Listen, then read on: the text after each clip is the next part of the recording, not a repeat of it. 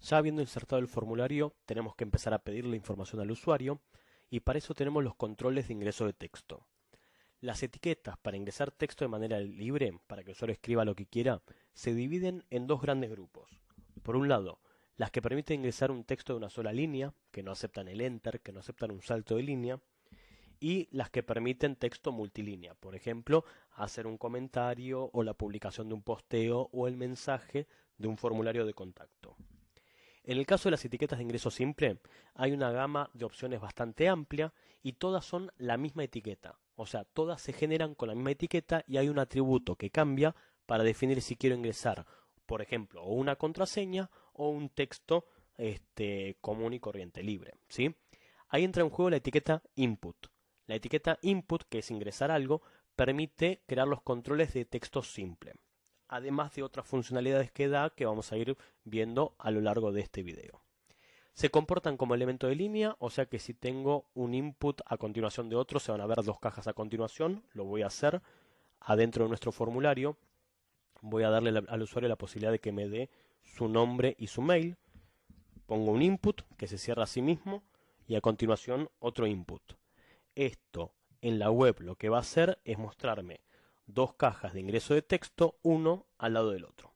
Son elementos de línea, por lo cual si quiero uno abajo del otro, lo que debería hacer es encerrarlos adentro de su propio elemento de bloque, por ejemplo, en un div. Un div para el primer input que cierra, porque no hay ninguna otra etiqueta semántica que represente esto.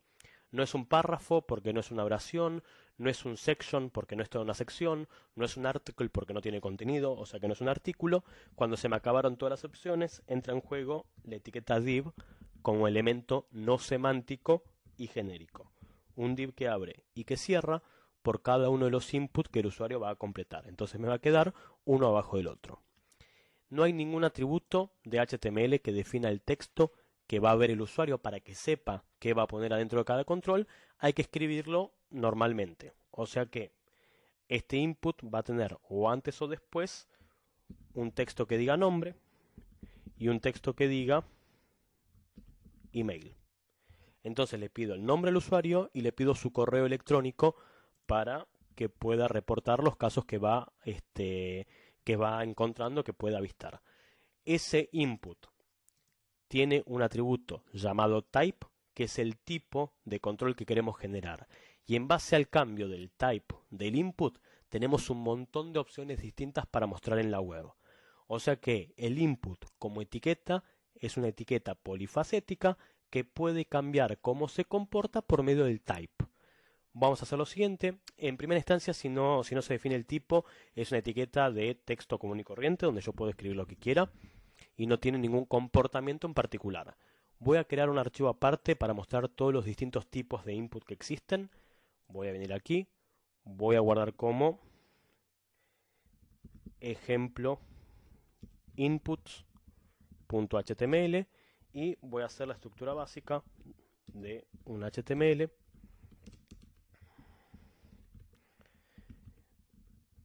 para poder mostrar los distintos inputs que tenemos. Entonces tengo el head, solamente me interesa poner un title que diga inputs y el charset.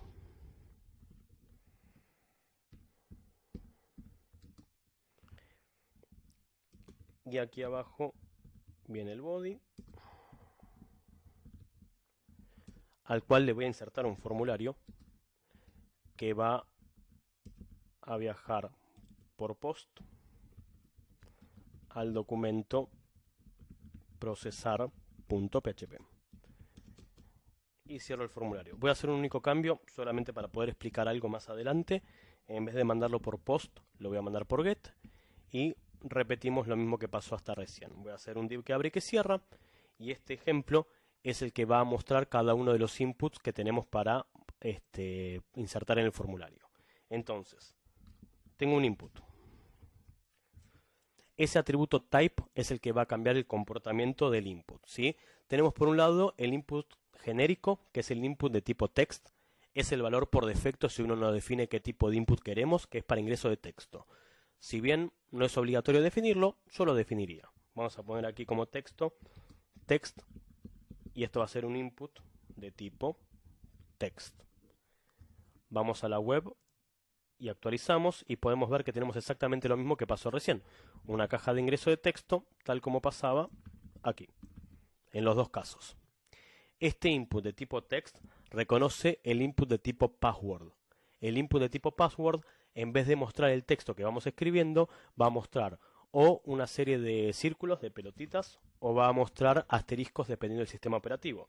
Vamos a poner acá password y tengo un input. Perdón, escribí mal la apertura de la etiqueta. Ahí va. Tengo un input de tipo password y cierro el div. Guardo, voy a la web y actualizo. Y cuando escribo en el input de tipo password no se visualiza lo que está sucediendo porque es para ingresar contraseñas y tengo una persona al lado que no pueda ver lo que está pasando. Tenemos también el input de tipo color. El input de tipo color nos va a dar un color picker, el gotero para poder elegir algún color. Venimos aquí, duplico, pongo color y vamos con un input de tipo color entonces. Voy a la web, actualizo y tengo un bloque negro. Si le hago clic aparece el color picker, ¿sí? Puedo seleccionar algún otro color del tono que corresponda o los colores predeterminados o lógicamente agregar el color que elegí a la gama de colores personalizados, pero me muestra ahí el color que estoy seleccionando. Acepto. Tenemos entonces también el input de tipo search. El input de tipo search está pensado para crear cajas de búsqueda. Voy a venir aquí, voy a poner search. No hace la programación de la búsqueda, sino lo que hace es ofrecer un input de tipo text, en realidad, un input común y corriente, donde puedo escribir algo y dependiendo del sistema operativo, escribí bien search primero, sí. Dependiendo del sistema operativo nos va a ofrecer la posibilidad de borrar lo que escribimos.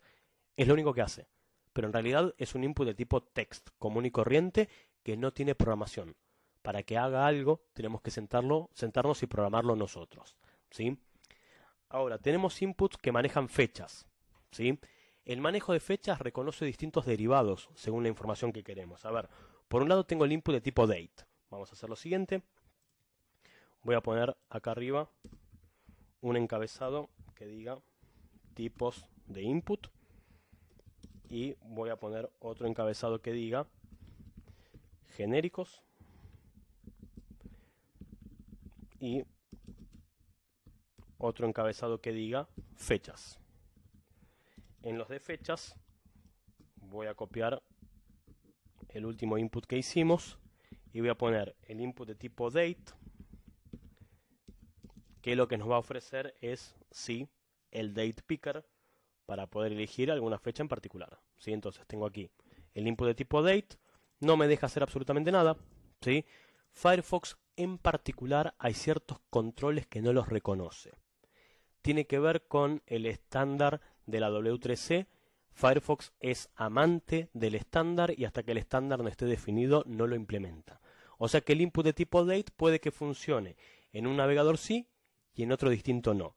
Puntualmente esta versión de Firefox que tengo debe estar también desactualizada, por lo cual no lo entiende. Voy a abrir esto mismo en otro navegador, así vemos lo que sucede con un navegador más actualizado. Acá podemos ver el mismo ejemplo en un Chrome actualizado, donde el input de tipo date lo que me ofrece es un calendario para poder elegir alguna fecha en particular. Y lo que les decía del input de tipo search, puedo escribir lo que quiera y lo único que me da es una cruz para borrar lo que había escrito. No es gran cosa, pero en el caso de las fechas es bastante útil el input de tipo date, no solamente para lo que pasa en escritorio, sino también lo que sucede en el universo de mobile, donde aparece el spinner para elegir la fecha que uno desea por medio del calendario propio del dispositivo que estemos utilizando. Este input de tipo date reconoce lógicamente el compañero, el input de tipo time, para poder definir una hora. Vamos a poner aquí time y le vamos a decir que esto es un input de tipo time. Entonces volvamos a Chrome, actualizo y tengo la posibilidad de elegir un determinado horario por medio de las flechitas para seleccionar alguno en particular o poniendo el número que queramos. No sé, 16:44, ¿sí? 4:44 pm, 16:44. no hay un input de tipo datetime, sin embargo, existe un input de tipo datetime local. Se los muestro para que vean que no es mentira. Voy a primero poner un par de enters aquí. Duplico esto y esto es el input de tipo datetime. Voy a Chrome, actualizo y no sabe qué hacer. Me ofrece un input de tipo text. Siempre que el navegador no entienda el tipo de input que estamos pidiendo, cae por defecto en un text.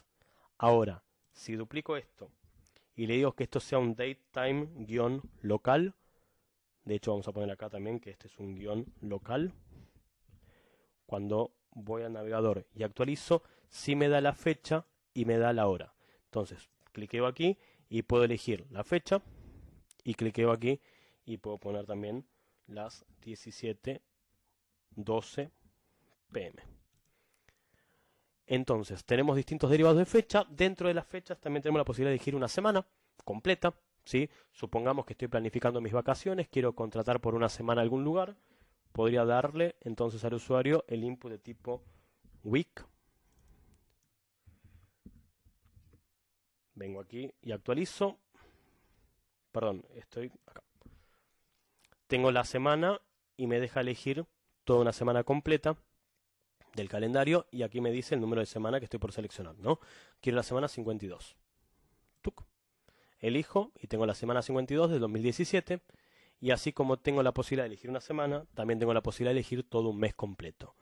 Voy a venir aquí, duplico y le voy a dar entonces al usuario un mes completo por medio del input de tipo month. Vamos a la web, actualizamos y lo mismo, cuando selecciono el date picker me va a dar todo el mes completo para seleccionarlo y me dice que seleccioné noviembre de 2017 en vez de elegir un día o una semana en particular. Ahora, también tenemos inputs que vienen preverificados. ¿Qué quiere decir preverificados? Que no nos van a permitir ingresar cualquier valor, sino que un valor que se corresponda con el campo que hemos seleccionado. Y si no cumple, nos va a frenar el envío automáticamente. O sea que nunca voy a poder mandar al servidor un dato que no corresponda con lo que le dijimos originalmente. Lo voy a poner en el medio de las fechas, así no queda abajo de todo. Vamos a poner aquí unos que son los prevalidados. Y vamos a copiar un input completo y lo vamos a pegar aquí. El primero que tenemos es uno de los más usados, que es el input de tipo email. El input de tipo email solamente nos va a permitir ingresar algún valor que corresponda con un correo electrónico, algo, arroba algo como mínimo. Entonces, vengo aquí y le digo, este es un input que va a recibir un correo que va a ser de tipo email. Voy a la web, actualizo, escribo cualquier cosa y me voy. Y cuando lo quiera mandar, nos está faltando los botones, nos va a frenar diciendo que esto no es un correo electrónico. De hecho, si me paro arriba me dice, incluye un signo arroba en la dirección de correo electrónico, la dirección que he ingresado no incluye el signo arroba. Ese mismo mensaje nos va a aparecer cuando lo queramos mandar. Va a frenar y va a aparecer ese mensaje. Siguiente. Tenemos el input de tipo URL. El input de tipo URL lo que nos va a ofrecer es la posibilidad de escribir una dirección en internet mientras que arranque con HTTP. Si no arranca con HTTP, asume que no es una página, no es una URL. Entonces, ponemos URL y tenemos el input de tipo URL. Guardamos, venimos aquí y actualizamos. Pongo también cualquier cosa y cuando me paro arriba me dice introduce una URL. Si no empieza con HTTP, asume que no es una página real, por lo cual no va a enviar el formulario. Tenemos la posibilidad de ingresar números por medio del input de tipo number. Venimos aquí, duplicamos e inserto un input de tipo number. Voy a la web, actualizo y esto me da las flechitas para moverme entre distintos números.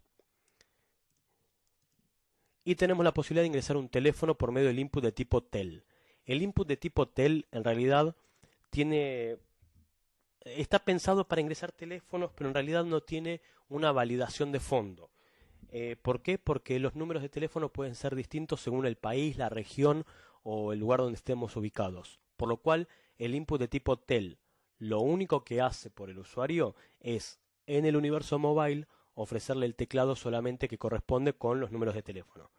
los paréntesis para el código del área, el número más para el código internacional y el numeral por si es o la almohadilla por si corresponde con algún interno o algo similar. Pero no tiene ninguna verificación de fondo de la información que estamos ingresando, no tiene un patrón. Sin embargo, el correo electrónico sí, algo arroba algo, la URL también, http:// y el number, que sea numérico, no puedo poner una palabra. Pero el input de tipo tel, no, si bien corresponde con la categoría de inputs que esperan un determinado formato, no tiene una validación de fondo con respecto a lo que sucede a la hora de enviarlo. Ahora, todos, absolutamente todos los controles de formulario que metamos en nuestra página web tienen que tener un nombre. Ese nombre se define por medio del atributo name. Todo control que no tenga nombre no se va a poder encontrar en el action porque es la forma en la cual se va a acceder a esta información. O sea que cualquier campo que nos olvidemos de ingresarle un name, directamente se omite dentro del volumen de información que se envía al documento que procesa la información. En este caso, así como tenemos tanto el ejemplo, este de aquí, como nuestro formulario, no vamos a recibir ningún dato en tanto en cuanto los inputs no tengan nombre. Primero, vamos a definir los tipos. El nombre es de tipo texto común y corriente y se llama nombre. Y el correo electrónico es de tipo email y se llama, pongamos correo para separar las aguas, ¿sí? Así queda claro que una cosa es el tipo y otra cosa es el nombre. O sea que cuando yo envíe este formulario voy a tener la posibilidad de obtener el nombre y la posibilidad de obtener el correo. Estos nombres por formulario, de formulario que abre a formulario que cierra, también tienen que ser distintos.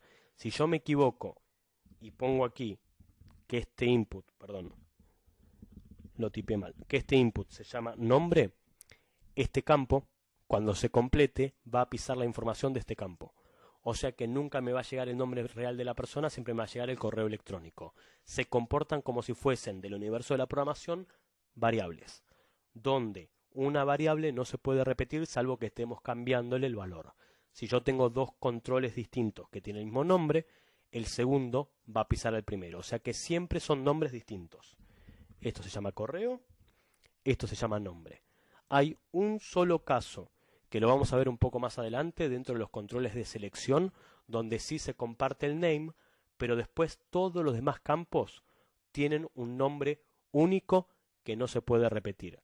Si se repite, se pisan y se pierden, y si no lo tiene, directamente no se envía. O sea que estamos obligados a ponerle un nombre a cada campo de nuestro formulario. Después lo voy a hacer con el ejemplo, porque nos está faltando ver los botones. Los botones son aquellos que, al presionarlos, van a enviar el formulario. Se insertan por dos caminos distintos. Puede ser la etiqueta button o puede ser también otro input más. Voy a mostrar los dos ejemplos. Voy a ir a nuestra web y voy a poner después del nombre del correo otro div para un button que abre y que cierra. Y cierro el div. El botón que abre y que cierra acepta adentro el texto que va a aparecer en este botón. Por ejemplo, enviar. Voy a la web, a nuestra web, actualizo y tenemos nombre, email y enviar. Pongo un nombre, Germán, pongo un correo, germán@email.com, presiono enviar y esto se manda al procesar, que obviamente no existe, pero se envía. Perfecto, se envió toda la información que tenga nombre. La otra posibilidad es por medio de un input. Voy a duplicar esto y en vez de un button voy a poner un input. Lógicamente el input por defecto es de tipo text. O sea que voy a tener que definir qué tipo de input queremos para poder enviar los campos del formulario. Y tenemos entonces dentro del universo de los botones tres tipos de botones distintos. Primero, el submit. El input de tipo submit o submit lo que hace es enviar los datos al documento indicado como action. Eso que hace el button automáticamente. El button por defecto es un button de tipo submit. El input por defecto es un input de tipo texto. O sea que obligatoriamente en el caso del input le voy a tener que decir que es un submit. Voy a la web, actualizo y voy a tener abajo un botón que dice Submit Query, hago clic y lo manda efectivamente al procesar. Segundo control que tenemos, segundo botón, el button de tipo reset o el input de tipo reset. Este control lo que hace es, a la hora de cliquearlo, borra todo el contenido que tenga el formulario y lo vuelve a su estado original, ya sea con los campos vacíos o, si esto fuese un formulario para modificar información que ya tenía previamente insertada, vuelve al valor por defecto. Supongamos, si yo estoy en una red social y voy a modificar mi perfil y aprieto el botón de tipo reset, lo que va a hacer es recuperar la información que tenía antes de modificarla en el formulario. No es un deshacer. Si ya lo guardé, lo guardé. Me refiero a cuando cargó la página, ¿sí? Entonces, voy a venir aquí, voy a poner otro botón más que va a ser de tipo reset porque el defecto es el submit y va a decir borrar todo.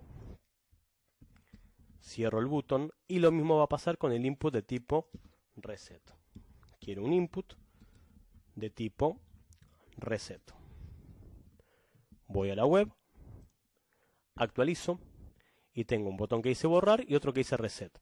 Cualquiera de los dos que toque, lo que va a hacer es borrar toda la información que haya ingresado en el formulario, y si tuviese controles para seleccionar mi estado civil o mi nacionalidad o mi género, esto volvería al valor por defecto, o sea, a no seleccionar nada si es un formulario para dar de alta la información. Nos queda por último el botón de tipo button. El botón de tipo button es un botón que no tiene acción por defecto y está pensado estrictamente para programarlo con JavaScript, O sea que no tiene acción por defecto. Nosotros como desarrolladores vamos a definir qué sucede cuando lo toquemos. Por ejemplo, verificar si el usuario ya estaba dado de alta o no sé, mandar un correo sin tener que actualizar la página. Está pensado estrictamente para programarse, ¿sí? Vamos a poner un enter entre cada div y adicionalmente vamos a poner un enter entre cada tipo de botón de los dos tipos. Voy a tener entonces un último botón de tipo botón genérico que va a decir, no sé, mensaje, por dar un ejemplo. O vamos a poner, mejor dicho, botón genérico. Botón genérico. Y lo mismo va a suceder en este otro div donde está la segunda tanda de botones por medio de los input. Tengo un input de tipo submit, un input de tipo reset y por último un input de tipo button. Voy a la web, actualizo y tengo el botón genérico que no hace nada en los dos casos. En el caso del input de tipo button ni siquiera tiene texto. El otro, como abre y cierra, por lo menos nos deja meter un contenido para que aparezca en la web. Y los dos están pensados para ser programados con JavaScript por medio del evento onClick. Cuando lo toque, y voy a poner algo muy básico de JavaScript, voy a hacer un alert que diga hiciste clic. El alert es una ventana que aparece por encima del navegador.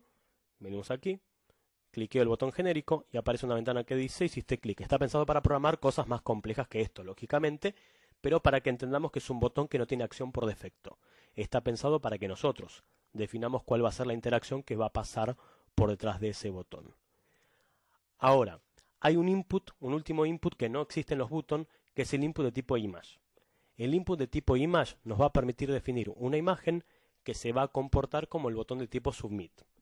Requiere lógicamente el source del archivo que queremos ver y un texto alternativo, un alt, porque se trata de una imagen en definitiva.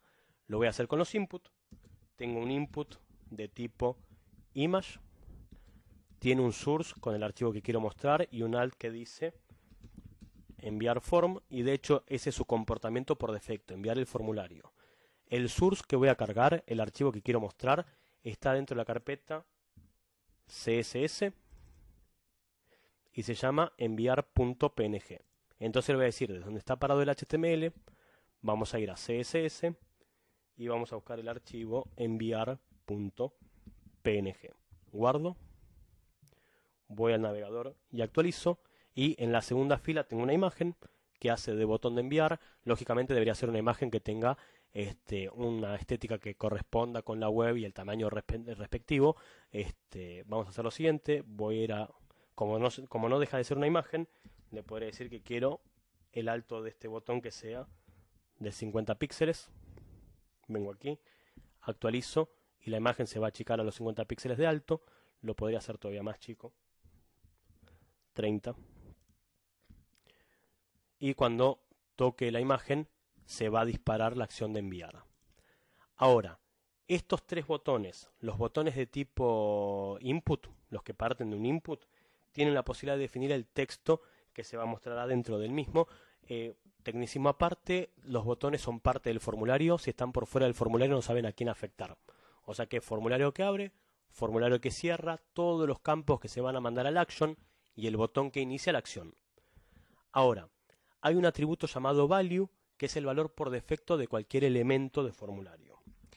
En los controles de ingreso de texto es lo que aparece cuando se carga el formulario o cuando presionamos el reset. Lógicamente nos va a interesar cuando hagamos un formulario de edición, pero por ahora yo le podría decir en el input de tipo email que el value sea algo, arroba, algo. Voy a la web, actualizo y ya aparece ese algo, arroba, algo adentro del campo, y si escribo algo y presiono el borrar, vuelve a ese valor por defecto. Lógicamente, insisto, este value sirve cuando estamos haciendo un formulario de edición, donde el usuario está modificando información que ya cargó previamente. Le mostramos el formulario con la información precargada por medio del value. Y en los botones es el texto que aparece adentro del botón, salvo que sea la etiqueta button que abre y que cierra. Pero en los input de tipo submit, de tipo reset y de tipo button, el contenido que va a aparecer se define por medio de este value. Entonces, el input de tipo submit va a tener como value mandar formulario. El input de tipo reset va a tener como value borrar campos. Y el input de tipo button va a tener como value sin acción, que es realmente lo que sucede atrás de ese botón. Por más que lo cliquemos, no hace absolutamente nada. El segundo resetea los campos y el primero lo envía. Voy a hacer una sola cosa por el bien del proyecto. Ningún formulario tiene los buttons y los input, es o uno o los otros. Así que estos dos ejemplos que seleccioné los voy a poner en los ejemplos de los input, donde tenemos todos los tipos de input que tenemos, y antes de que cierre el formulario vamos a insertar los buttons y los input para que nos queden como referencia, pero en la web vamos a utilizar solamente el que nos corresponda. Yo particularmente al input o al button de tipo reset no le tengo mucho cariño ni mucho respeto, no lo utilizo nunca. En realidad con el input de tipo submit hacemos todo. El usuario va a querer enviar esto y si no quiere enviarlo, se irá de la web a otro lugar. Nadie se queda mirando un formulario diciendo, che, no voy a mandar este mensaje, ¿sí? Entonces, pego esto, tengo un input de tipo submit que abre y que cierra, y vamos a poner como texto del submit enviar reporte. Así nos queda solamente el que nos interesa, que es el mandar mensaje. Voy a la web, actualizo, entonces tengo un nombre, un correo y la posibilidad de mandar ese mensaje a el action que va a procesar toda la información. Lo último que nos queda dentro de los controles, y en el input de tipo password, no tiene sentido indicar un value porque el contenido no es visible, van a aparecer o las pelotitas o los asteriscos, así que no tiene razón de ser. Y lo último que nos quedaría es la posibilidad de insertar el texto multilínea, donde el usuario puede poner un mensaje un poco más amplio que se hace por medio de la etiqueta text area, área de texto. El text area, a diferencia de los input, abre y cierra y tiene los atributos filas y columnas, que es el aspecto visual que va a tener por defecto, salvo que le pongamos CSS. Entonces voy a poner un último div que va a decir mensaje y va a tener un text area que abre y que cierra, y cierro el div. Voy a ir a la web, voy a actualizar y me va a aparecer una caja para escribir mensaje multilínea, incluyendo el enter, y este tamaño que tiene por defecto se puede modificar en primera instancia por medio de columnas, por medio de filas y columnas, que son el tamaño exacto del carácter. Si yo le digo quiero 30 columnas, son 30 caracteres de corrido. Si le digo 50 columnas, son 50 caracteres. Y cuando supere los 50 va a ir a la fila siguiente. Estos son filas. Columnas, dije recién, 50 columnas. Y le vamos a decir que quiero 5 filas. Entonces, voy a la web, actualizo, la caja crece, 50 columnas de este carácter monoespaciado y 5 filas de alto. Si supera eso, aparece la barra de scroll para poder movernos entre todo el texto que el usuario escriba. Por encima de esto, lógicamente es más importante CSS. Si yo a este text area le tiro un ancho de 500 píxeles, ese ancho de 500 píxeles es más importante que el ancho de 50 columnas. Vamos a darle un poco más, 700. Voy a la web y actualizo y podemos ver que en realidad el textarea sigue de largo hasta aquí, y si saco la capa de diseño, por lo menos queda un tamaño para que quede visible lo que está sucediendo por detrás de ese textarea. Uno de los errores comunes que suelo ver generalmente en internet es que se le da una fila por una columna solamente para satisfacer el hecho de que necesita rows y columns. Cuando vemos la web tenemos, vamos a darle también un alto, 700 píxeles de ancho y de alto 500 píxeles. Cuando voy a la web y actualizo, tengo este textarea para escribir lo que queramos, pero cuando saco la capa de diseño, tengo una fila por una columna para escribir, lo cual es inhumano para cualquier mensaje que uno quiera hacer. Sin embargo, algunos navegadores ofrecen aquí abajo la posibilidad de redimensionar la caja por si llega a pasar algo así, pero por ahí no todos los dispositivos lo entienden. Por ahí en un mobile no tenemos esta ventaja y tenemos un textarea de una fila por una columna que es inusable. No hay forma de utilizar este recurso en la página web. No tiene atributo value. Si queremos definir un valor por defecto, va entre la apertura y el cierre de la etiqueta. Y con estas etiquetas tenemos el formulario básico. Nos quedaría ver entonces todo lo que tiene que ver con las etiquetas para manejar un listado de opciones.